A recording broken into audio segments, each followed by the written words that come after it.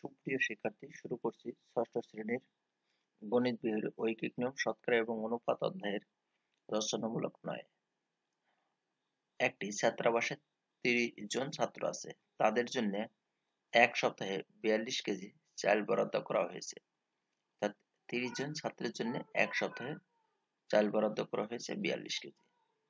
প্রত্যেক দিন ওই ছাত্রাবাসে কি পরিমাণ চাল লাগে? 3 দিন পর ছাত্রাবাসে নতুন আরো 5 জন ছাত্র আসলে ওই খাবার কতদিন চলবে?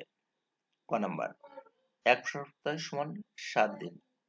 আমাদের কিন্তু ক নাম্বার প্রশ্ন বলেছিল প্রত্যেক দিন ওই ছাত্রাবাসে কি পরিমাণ চাল লাগে, তাহলে এক সপ্তাহে 7 দিন, 7 দিনে চাল লাগে 42 কেজি। তাহলে একদিনে লাগবে কত? অবশ্যই কম, 42 ভাগ 7, 6 7 42, অর্থাৎ প্রত্যেক দিন ওই ছাত্রাবাসে চাল লাগে কত কেজি? 6 কেজি। আশা করছি তোমরা বুঝতে পেরেছো। এবার খ নম্বর প্রশ্নটা দেখো। 3 দিন পর ছাত্রাবাসে আরো নতুন নতুন আরো 5 জন ছাত্র আসলো 3 দিন পরে। তাহলে দেখো সমাধানটা, 30 জন ছাত্র একদিনে খায় 6 কেজি। 30 জন ছাত্র একদিনে খায় কয় কেজি চাল? 6 কেজি চাল। 30 জন ছাত্র 3 দিনে অবশ্যই বেশি খাবে, 3 6 18 কেজি।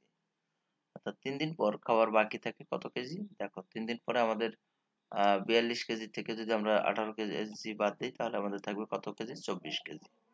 3 দিন পর মোট ছাত্র হয় কত? 3 দিন পর 35 যোগ 5 সমান 30 যোগ 5 সমান কত জন? 35 জন।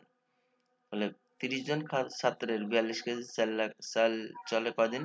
7 দিন। তাহলে একজন ছাত্রের চলবে কতদিন? অবশ্যই বেশি দিন। খেয়াল করো সবাই।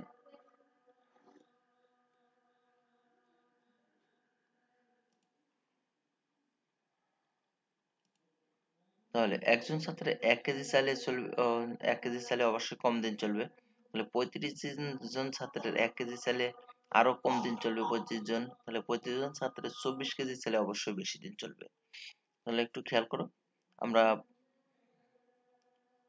কাটাকাটি করব। দেখো এটা 4 দিয়ে 24 এর কাটলে কত হবে? 6। সরি, আমরা কাটাকাটিটা একটু দেখে আসি ভালো করে। এখানে 6 দিয়ে যদি 30 এর ভাগ করি কত হবে? 5। 5 দিয়ে 35 এর কাটলে কত হবে? 7।